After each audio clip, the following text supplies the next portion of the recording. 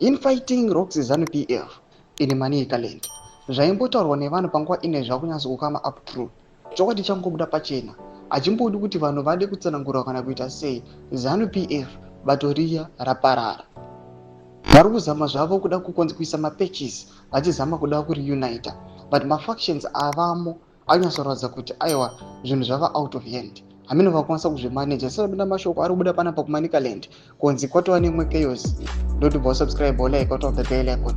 Mikono yava kutungana panguva ine tipinda panapa mu the news day vamudanyora chiti ZANU-PF big wigs have crossed swords over control of the Women's League in Manicaland ahead of provincial elections slated for later this year.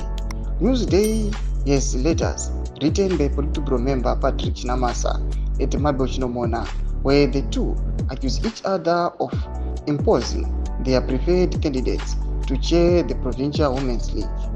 In a letter addressed to party leadership dated June 6, Chinamasa claimed that Chinomona's alleged ally, Dorothy Mabika, was controversially co-opted as Manicaland Women's League chairperson.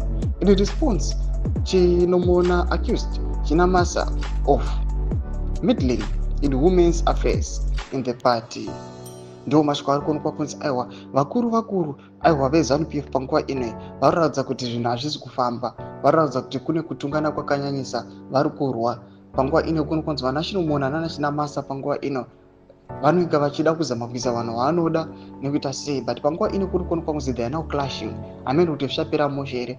Panguva ino pari kuonekwa kunzi they are paving way for their elections achazoitika later this year. Vanyasoratidza kuti aiwa zvinhu hazvina kumira mushe. Mafightings nemafactions nemaalignments avainawo with the party neku the Women's League kunyasoratidza kuti aiwa these guys they are not going very well. Pina comment section medu ndizo mafunguro enyu muri kudipa pamusoro pechitiko ichi. Pina comment section medu musana subscribe or like, put on the bell icon.